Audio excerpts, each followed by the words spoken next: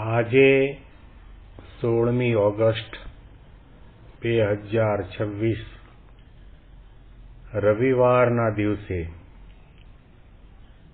આજના ચિંતનમાં તમામ સંતો હરિભક્તોને મારા સાષ્ટાંગ પ્રણામ. જય સ્વામિનારાયણ. આજનું ચિંતન નંદ સંતોના કીર્તનો, મર્મ અને રહસ્ય. હરિભજતા સુખ હોય સમજ મન, હરિભજતા સુખ હોય. હરિ સુમિરન બિન મૂઢ અજ્ઞાની, ઉમર દીની ખોય સમજ મન, હરિભજતા સુખ હોય. બ્રહ્માનંદ સ્વામીના આ પદની પહેલી પંક્તિ ઉપર આપણે ચિંતન કરીએ છીએ. જ્યાં સુધી આપણે ચિંતન ન કરીએ, શબ્દોની ભીતરમાં રહેલા મર્મને, રહસ્યને, સિદ્ધાંતને સમજવા માટેનો પ્રયત્ન ન કરીએ, ત્યાં સુધી બધું લોલમ લોલ જતું હોય છે. ગાઈએ પણ ખરા, વાંચીએ પણ ખરા, સાંભળીએ પણ ખરા, અને કેસેટો દ્વારા,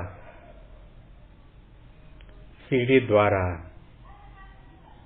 આપણા મોબાઈલની અંદર આ શબ્દો આપણા ઘરની અંદર, કારની અંદર ગુંજતા હોય, પરંતુ એને સમજવા માટેનો પ્રયત્ન ન કરીએ તો એ શબ્દો જ રહી જાય છે, પંક્તિ જ રહી જાય છે, પદ અને ભજન એ ભજન જ રહી જાય છે. એનાથી આપણને વિશેષ કોઈ લાભ નથી થતો.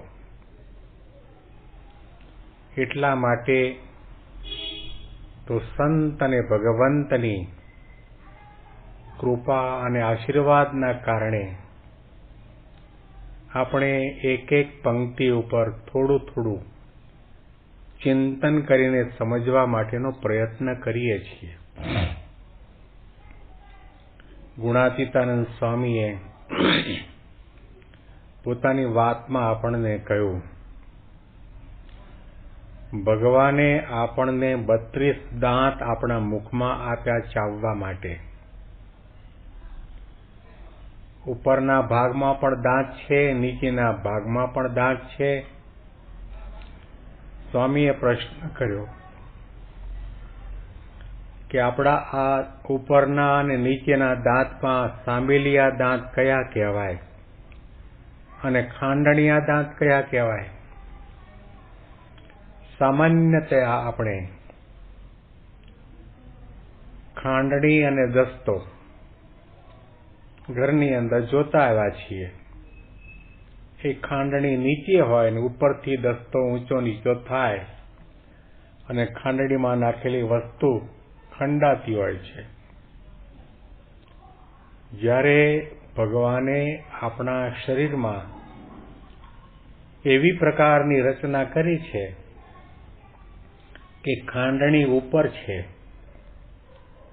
અને સાંભેલું કહેતા દસ્તો નીચે છે.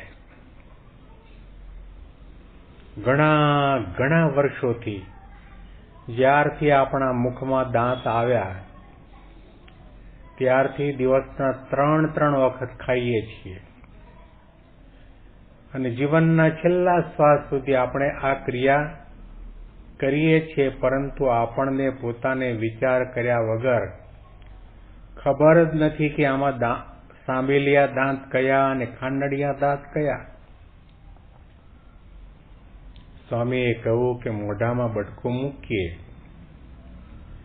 અને ચાવવા માટેની ક્રિયા ચાલુ થાય, એમાં ઉપરનો ભાગ હલતો નથી, નીચેનો ભાગ હલે છે. એટલે નીચેનો ભાગ છે એ સાંબેલિયા દાંત છે વિચારને પામવાની જરૂર છે. સ્વામી ઘણી વખત પોતે પંક્તિ બોલતા પ્રવચનની અંદર કે વાંચ્યું પણ વિચાર્યું નહીં તો શું લાભ? વાંચ્યા પછી વિચાર કરવાની જરૂર છે. જેટલા આધ્યાત્મિક માર્ગમાં ઊંડા ઉતર્યા એમણે બહુ ઊંડું ચિંતન કર્યું છે. બ્રહ્માનંદ સ્વામીના આ શબ્દો વિચારવાની જરૂર છે, ચિંતન કરવાની જરૂર છે. હરિ સુમૈરન બિન મૂઢ અજ્ઞાની ઉમર દીની ખોય. રામ રામ રામ રામ રામ રામ રામ, રાધે કૃષ્ણ રાધે કૃષ્ણ રાધે કૃષ્ણ, સ્વામિનારાયણ સ્વામિનારાયણ સ્વામિનારાયણ.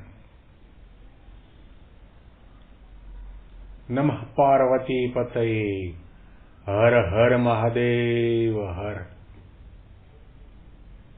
આવા પ્રકારના શબ્દોનું ઉચ્ચારણ કરવાવાળા લાખો લોકોને આપણે જોયા છે. શબ્દો ઉચ્ચારે છે, પણ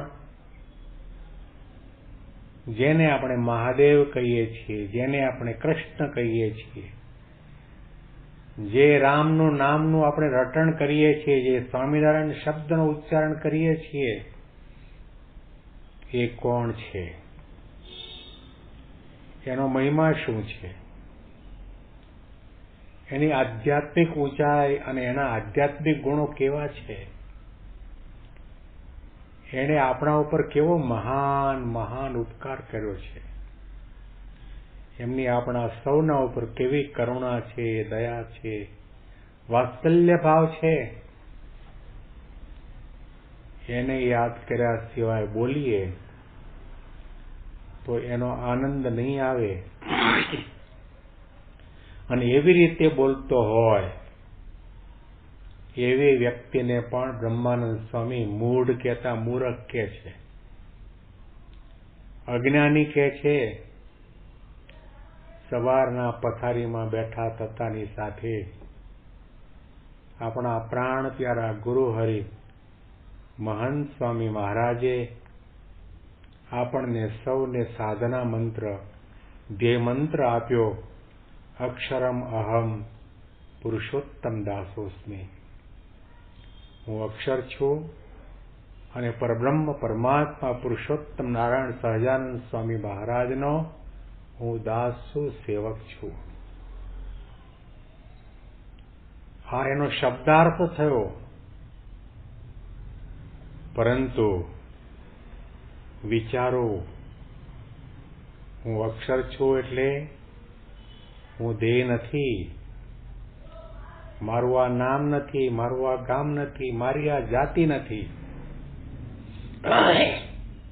અને પરબ્રહ્મ પુરુષોત્તમ નારાયણ શ્રી સહજાનંદ સ્વામી મહારાજ પૃથ્વી, જળ, તેજ, વાયુ, આકાશ, મહત્તત્વ, અહંકાર, પ્રધાન પુરુષ, પ્રકૃતિ પુરુષ, એથી પર અક્ષર, અને જેના એક એક રોમની અંદર અનંત કોટી બ્રહ્માંડો પરમાણુની માફક ઉડતા ફરે છે, એવા અક્ષરના પણ અધિપતિ પરબ્રહ્મ પુરુષોત્તમ નારાયણ, સર્વોપરી ભગવાન, કરતા હરતા ભગવાન, સદા સાકાર ભગવાન, પ્રત્યક્ષ અને પ્રગટ ભગવાનનો હું સેવક છું, દાસ છું. એમની આગળ હું કંઈ જ નથી, કંઈ જ નથી, કંઈ જ નથી. એમણે મારા ઉપર કેવી કરુણા કરી છે, કેવી દયા કરી છે. સંસ્કારી કુટુંબની અંદર મને જન્મ આપ્યો, માનવ શરીર આપ્યું, મને બુદ્ધિ આપી, 5 જ્ઞાનેન્દ્રિયો, 5 કર્મેન્દ્રિયો, 11મું મન, હૃદય આપ્યું, આત્મા આપ્યો, અને જીવવા માટે, રહેવા માટે મકાન આપ્યું, ખોરાક આપ્યો, જળ આપ્યું અને પ્રાણવાયુ આપ્યો. એના અનંત અનંત ઉપકાર છે. ગુણાતીતાનંદ સ્વામીએ કહ્યું કે જે ભગવાનનો થયો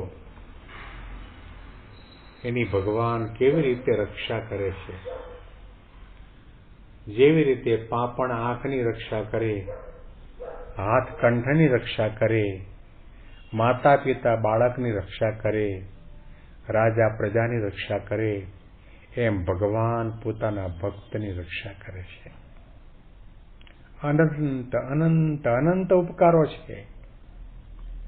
એ ઉપકારોને યાદ કરતા કરતા સ્વામિનારાયણ સ્વામિનારાયણ સ્વામિનારાયણ નામનું ભજન કરીએ તો આપણે જ્ઞાની, તો આપણે ડાયા, તો આપણે બુદ્ધિશાળી, અને તો આપણને ભગવાનના સુખનો અનુભવ થાય.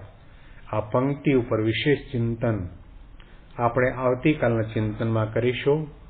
બેંગ્લોરથી પ્રેમ શાસ્ત્રીના સાષ્ટાંગ પ્રણામ. જય સ્વામિનારાયણ.